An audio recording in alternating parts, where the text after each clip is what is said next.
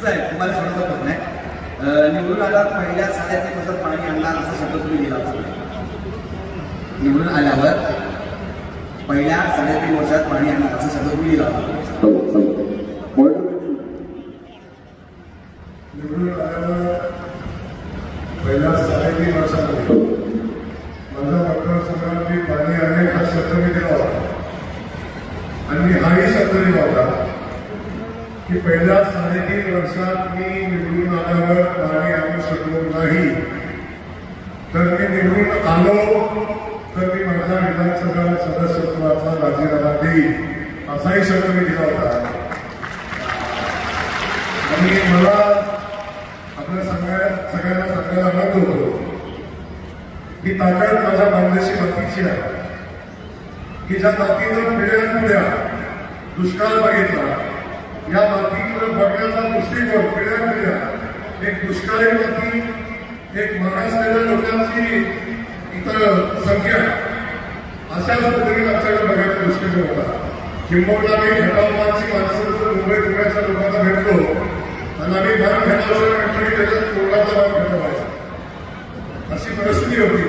परंतु मला सांगायला आनंद झालेला आहे, माझ्या भगिनींच्या आशीर्वादामध्ये एवढी ताकद आहे, माझ्या भगिनी एवढ्या ताकदीने माझ्या भावाने आशीर्वाद दिला. एक साधं शेतकरी कुटुंबातलं ज्याला कुठली राजकीय पार्श्वभूमी नसती अशा एका रेस्टिंग दुकानदाराचा मुलगा राजकारणात समाजकारणात आला आणि जिथं बारामतीशिवाय पान हलत नव्हतं त्या बारामतीचं पान हलवून 2009 साली पहिल्यांदा आमदार झाला. वयाच्या 30व्या वर्षी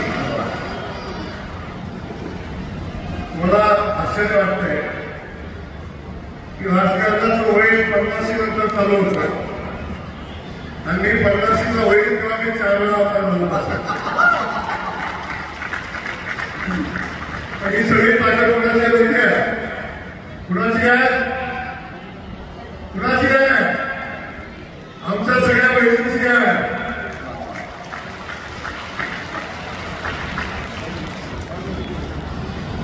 जसं भाऊंनी सांगितलं की ही ताकद त्यांच्या मागे जी आहे या सगळ्या भगिनीची आहे.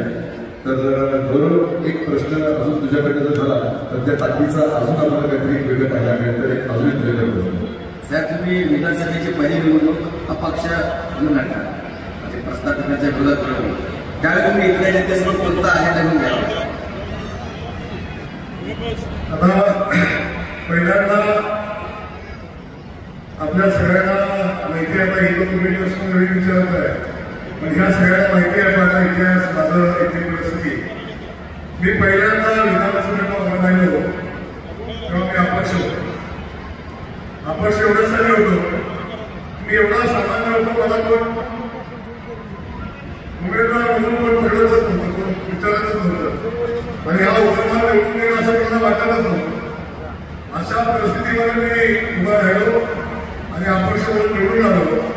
मी निवडून आलो किंवा निवडून यायच्या अगोदर मी माझ्या घटावमानच्या जनतेला शब्द दिला होता आणि तो शब्द होता, मला माझ्या घटावच्या मातीतून केरळातून पाणी वाटायला बघायचं आहे, मला माझ्या घटावच्या मातीमध्ये ऊसाची शेती झालेली बघायची आहे आणि मला माझ्या घटावच्या मातीमध्ये कारखान्याचं धुवायला भेटायला बघायचं आहे. हा 3 वयाचा अजेंडा घेऊन आपण निघालो होतो आणि मला सांगायला आनंद होतो या 3 वहीमध्ये एवढी ताकद आणि शक्ती होती की आमच्या महान घटावचा इतिहास बदलण्याची क्षमता या 3 वाक्यामध्ये होती आणि आम्ही त्या केरळच्या पाण्यापर्यंत पोहोचलो. पाणी आलं, ऊस लागला, कारखाने झाले आणि जो उर्वरित भाग राहिला त्या सगळ्या भागामध्ये आम्ही पाणी सोडतोय. आताही 32 गावामध्ये पाणी आम्ही 20 दिवसात सोडतोय, 15 दिवसात सोडतोय. आणि मला सांगायला आलं होतं कृष्णेचं पाणी, मुरमुरीचं पाणी 150-200 किलोमीटर आणून आम्ही आमच्या एका शेताला शेतकरी बांधवाच्या शेतीला दिलाय आणि या लहान गटाच्या मातीला दुष्काळी मातीकडून लागलेला कलंक आहे तो पुसण्याची अंतिम लढाई आमची चालू आहे. शेवटचे 3 वर्ष आता ह्या लढाईचे उरलेले आहे. 3 वर्षानंतर माझ्या मराठवाड्याच्या मातीतलं एकही गाव दुष्काळी गाव झालं नाही. इंदोरला एकही गावामध्ये असं नाही की तिथं पाणी पोचलं नाही. अशा पद्धतीचं काम या मतदारसंघामध्ये होईल. सांगताना आपलं थोडं मोठं वाटतं, परंतु 15 वर्षाच्या माझ्या विधानसभेच्या कारकिर्दीमध्ये या मतदारसंघातले पाण्याचे प्रश्न सोडवण्यासाठी 12,500 कोटी रुपयाचे फंड्स तिथं आले आणि या भागातले पाण्याचे प्रश्न सुटत आहे. प्रचंड दुष्काळी माती, तिथं चिमणीला प्यायला पाणी सुद्धा शोधायला लागत होतं. उसाच्या शेतीचा काही संबंधच नव्हता. तुम्ही मराठी गाव आपण सगळेजण तुळशी वाक्षीच्या लग्नाला ऊसाचं कांदा लागतं, ऊस लागतो. तोही ऊस माझ्या तालुक्यात पिकत नव्हता. त्या तालुक्याला मी साखर कारखान्याचं स्वप्न दाखवलं आणि 1 ते 4 साखर कारखान्या माझ्या मतदारसंघामध्ये उभे आहे. याचा मला मनापासून आनंद आहे. हे सगळे आमच्या मराठवाड्याच्या लोकांनी आशीर्वाद दिले आणि त्यातून हे शक्य झालं. मला यावेळी सगळ्याला आनंद होतो. माझ्या भगिनीला विनंती आहे, एक 5 मिनिटाचा आपला विषय आजचा कार्यक्रम आम्ही या कारणासाठी घेतला की आमच्या सरकारनं, आमच्या देवेंद्र भाऊंनी, आमच्या एकनाथ भाऊंनी एक क्रांतिकारी निर्णय घेतला आणि आमच्या माता भगिनींना सक्षम करणं, त्यांना स्वाभिमानी जीवन जगावं म्हणून एक निर्णय घेतला आणि आमच्या भगिनींच्या खात्यावर महिन्याला 1,500 रुपये पाठवण्याचा निर्णय घेतला. तो येणाऱ्या 5 वर्षासाठी घेतला आहे. आणि आज आम्ही सगळ्यांनी हा कार्यक्रम इथं घेतला आहे. याचं कारण एवढंच आहे, मी माझ्या बहिणीला शब्द देतोय, आमच्या देवेंद्र भाऊकडून देतोय, आमच्या सरकारकडून देतोय की सर्वांना सांगितलं जातं निवडणूक आली म्हणून ही योजना आली आहे. पण मला सांगायचं आपल्या सगळ्यांना, देवेंद्र भाऊचा शब्द आहे, एकनाथ भाऊचा शब्द आहे, जया भाऊचा शब्द आहे, येणाऱ्या 5 वर्षापूर्वी लागणाऱ्या बहिणींच्या खात्यावर येणाऱ्या 1,500 रुपयाची व्यवस्था आपल्या देवेंद्र भाऊने केलेली आहे. एका जोरदार देवेंद्र मुख्यमंत्री अनेक लोक सांगतात आणि म्हणतात निवडणुकीसाठी आत आहे आणि लोकांना सांगायचं काम केलं जातं. सुरुवात माझ्या विरोधकांच्या बोलायची आमची वेळ नाही, मला बोलायचं पण नाही, कारण माझ्या बहिणीला तुम्ही सगळेजणी आलाय. आपल्या सगळ्यांना सांगायला मनापासून आनंद होतो की या ठिकाणी आलेल्या आमच्या बहिणी आहेत, या प्रचंड दुष्काळी भागातून दऱ्यापर्यंत आलेल्या आहेत. प्रचंड विस्तारित असा भाग आहे, दुर्गम भाग आहे. या भागात आमच्या भगिनी आहेत. त्या भगिनींचा सन्मान करत असताना सगळ्यांना मी सन्मानाने इथं बोलवलं. मला वाटतं खूप वेळ झाला, कार्यक्रम आपण थांबवायचा वेळ झाला, आपण कार्यक्रम संपवायला पाहिजे होता. पण या बहिणींचं सगळ्यांचं मी स्वागत या ठिकाणी करतो. आणि जी पाण्याची लढाई आम्ही घेऊन पुढे चाललोय, पाण्याची लढाई आता अंतिम टप्प्यात येत असताना बहिणींना मला सगळ्या 2 मिनिटं झाला पाहिजे. सगळ्यांना ऐकायला मजावाद एका जोरदार हात घेऊन चालल्या. या शाळा एवढ्यासाठी सांगतो, 1,500 रुपये आपल्या भावाला सन्मानाला आपल्या बहिणीला दिले. आपल्या सगळ्यांना माहिती आहे, सक्का भाऊ सुद्धा राखी पौर्णिमेला राखी बांधायला आला. राखी बांधायला येतो, राखी बांधताना ताटामध्ये 100 रुपये टाकताना सुद्धा बायकोकडे बघतो आणि बायकोला जर 10 मिनिटं मान हरवली तरच ते ताटात बसतात. पण आपल्या सरकारनं, आपल्या देवेंद्र भाऊनं,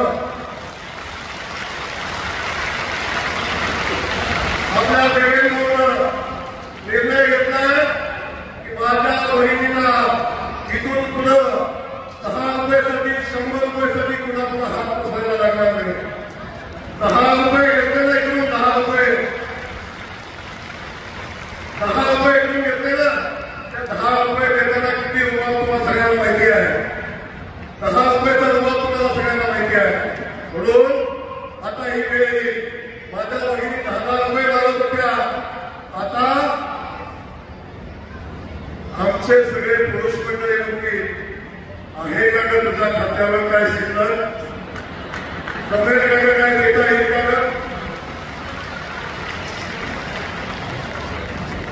ही परिस्थिती आपल्या देवेंद्रला एका दोन्ही तयार केलेली आहे आणि बहिणींचा सन्मान मिळत असताना मला आपल्याला अजून एक गोष्ट सांगायची मनापासून वाटते फक्त 1500 रुपये देऊन आमचा सरकार थांबलं नाही देवेंद्र थांबलं नाही त्यांनी एक निर्णय घेतला इथून पुढं या माझ्या महाराष्ट्रामध्ये जन्माला आलेली जी मुलगी आहे त्या मुलीचं इथून पुढचं शिक्षण मोफत केलं जाईल काही निर्णय माझ्या देवेंद्र घेतलेला आहे इथून पुढे आमच्या बहिणींना आता शिक्षण घेत असताना 1 रुपयाची फी भरायला लागणार नाही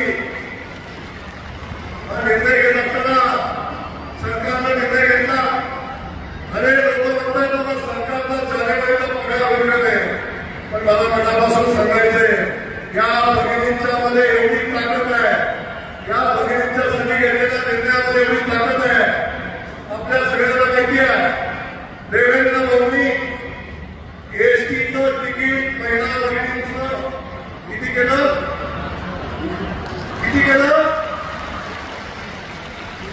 अर्ध तिकीट केलं अर्ध बऱ्याचपासून तुम्ही कॉमेडी करत होता पण मी आता सांगेन खरी गोष्ट सांगेन अर्ध तिकीट केल्यावर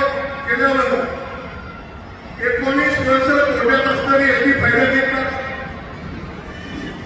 अर्ध तिकीट केल्यावर एसटीचा फायदा होईल का नुकसान होईल पण या भगिनींच्यासाठी केलं सरकारनं या भगिनींच्या मध्ये एवढी ताकद आहे 19 वर्षांची एसटी कोट्यात होती भगिनींचं तिकीट अर्धा केलं आणि आमचं एसटी महामंडळ फायद्यात आलं कोट्यावधी रुपयाचा फायदा आणि घेतलाय याला कारण काय माहितीये तुला अर्धा तिकीट आमच्या भगिनीचं आणि फुल तिकीट सोबतच्याच अर्धा तिकीट आमच्या भगिनींचं फुल तिकीट सोबत असतानाच एसटी बनवून मारायला लागली आणि आमचं महामंडळ फायद्यात आलं आणि खात्रीने सांगतो भगिनींना 1,500 रुपये महिन्याला दिले आता सरकार सुद्धा मजबूतीनं फायदा घेईल आणि सरकार मजबूतीनं विकास कामासाठी पैसा देईल दुसरा एक निर्णय आमच्या भगिनींच्यासाठी मोदीने घेतला आहे आमच्या मुलींच्यासाठी मोदीने घेतला आहे मोदींच्यासाठी एकदा तुम्हाला माहितीये मोदीजींनी निर्णय घेतला की तो घेतला 370 वेळा हटवलं की हटवलं पाकिस्तानमध्ये बॉम्ब पडला की पडला आता मोदीजींनी निर्णय घेतलाय माझ्या देशामध्ये जन्माला येणारी प्रत्येक कन्या जन्माला आली किती लखपती होईल आणि जेव्हा ती 18 वर्षाची होईल तेव्हा तिच्या खात्यावर 1 लाख रुपये असतील असा निर्णय मोदींनी घेतलाय आमची जन्माला आलेली प्रत्येक मुलगी तिथून पुढे लखपती होणार आहे म्हणून या सगळ्या गोष्टीचे निर्णय आपण घेतले पण सगळ्यात महत्वाचा निर्णय आपल्याला सगळ्याला मला होईल की आपण सगळ्यांनी बघितलं निवडणुका लागल्या आमच्या सुप्रियाताई यांना गॅसचा दर वाढला सगळे सर्वत्र गॅसचा दर वाढला आणि आता आमच्या देवेंद्र एकदा दोन्ही निर्णय घेतला काय निर्णय घेतलाय आता इथून पुढं आमच्या एका कुटुंबाला वर्षाला 6 गॅस टाकतात 6 2 महिन्याला एक गॅस लागतो कराय ना 2 महिन्याला एक गॅस लागतो वर्षाला 6 गॅस लागतात 6 त्याचे 3 गॅस आमच्या बहिणीला मोफत देण्याचा निर्णय सरकारने घेतलाय इथून पुन्हा बहिणीला फक्त रेस्टिंगचं कार्ड घेऊन जायचंय आणि रेस्टिंगचं कार्ड गॅसची टाकी घेऊन यायची रेस्टिंग कार्ड गॅस द्यायचा आणि वर्षाला 3 गॅस मोफत देण्याचा निर्णय आपल्या सरकारने घेतलाय असे अनेक निर्णय आमच्या बहिणींच्यासाठी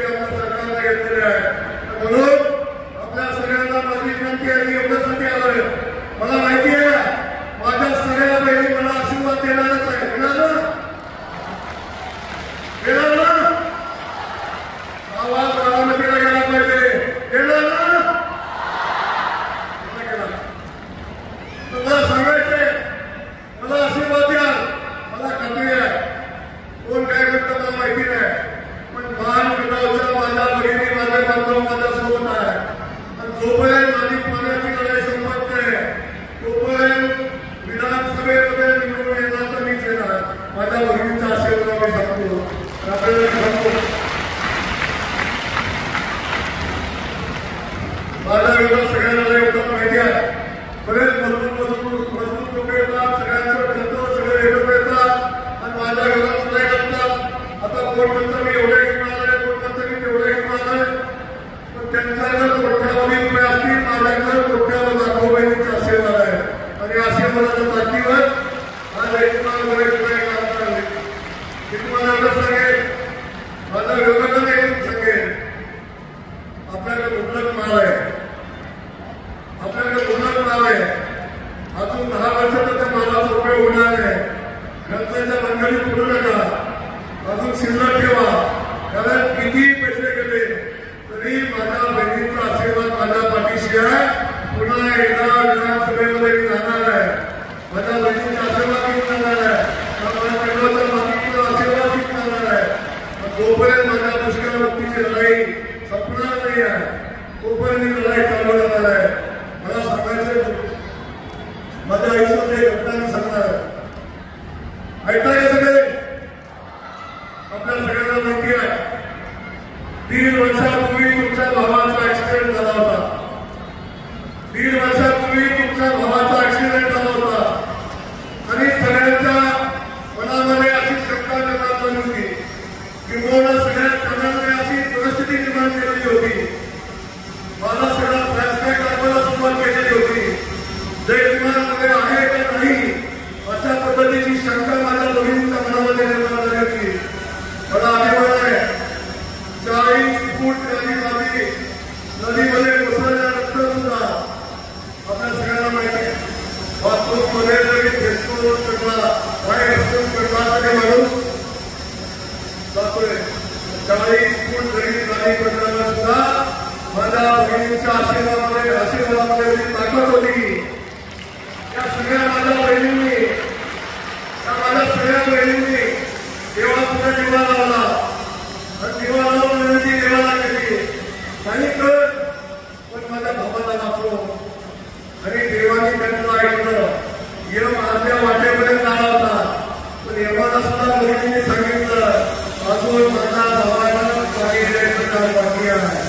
मान कडामध्ये अजून पाणी आलं नाही, दोघं भाग देणार त्या भागाला पाणी द्यायचंय आणि जोपर्यंत या भागात पाणी पोचत नाही तोपर्यंत यमाला सुद्धा यांनी सांगितलं की तुझं तिकीट जयकुमारपर्यंत तिकीट वाटणार नाही.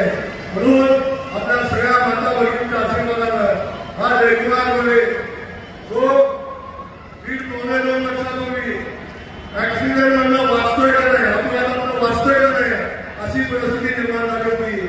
आज आपल्या समोर बघितल्यावर तुम्हाला वाटतंय का मला ऍक्सिडेंट झाला?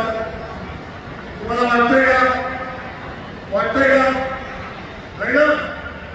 सगळ्या तुमच्या आशीर्वादाची ताकद आहे. म्हणून हा जयकुमार बघा आपल्या समोर उभा आहे. माझी विनंती एवढीच आहे, जयकुमार बघायला आशीर्वाद देतोय पण त्याच्यासोबत देवेंद्र भाऊला आपल्याला आशीर्वाद द्यावा लागेल. भारतीय जनता पक्षाचं सरकार आपल्याला पुढे आणायला लागेल.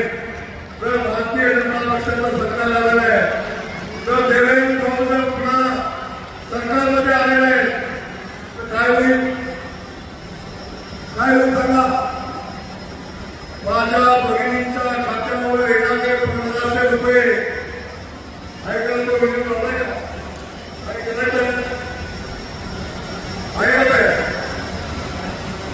माहिती आहे.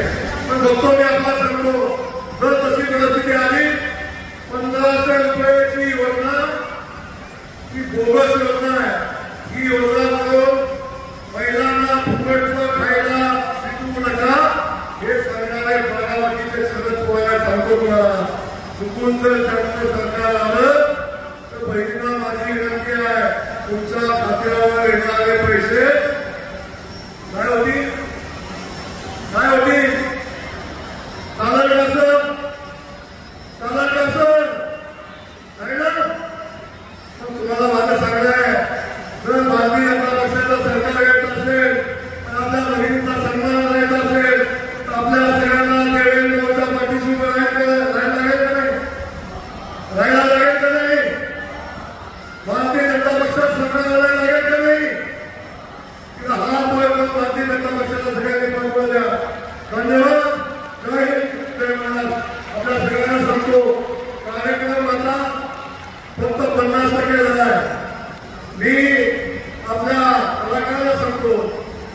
आपलं काम आपण चालू करा. धन्यवाद. जय हिंद, जय महाराष्ट्र. तसे मला एक सांगितलं पूर्वी सापडले पण तरी उखाणं घेतलंय म्हणून. सहज आले अंगणात, नजर गेली आकाशात आणि जे कुमार भेटले मला मान तालुक्याच्या नकाशात.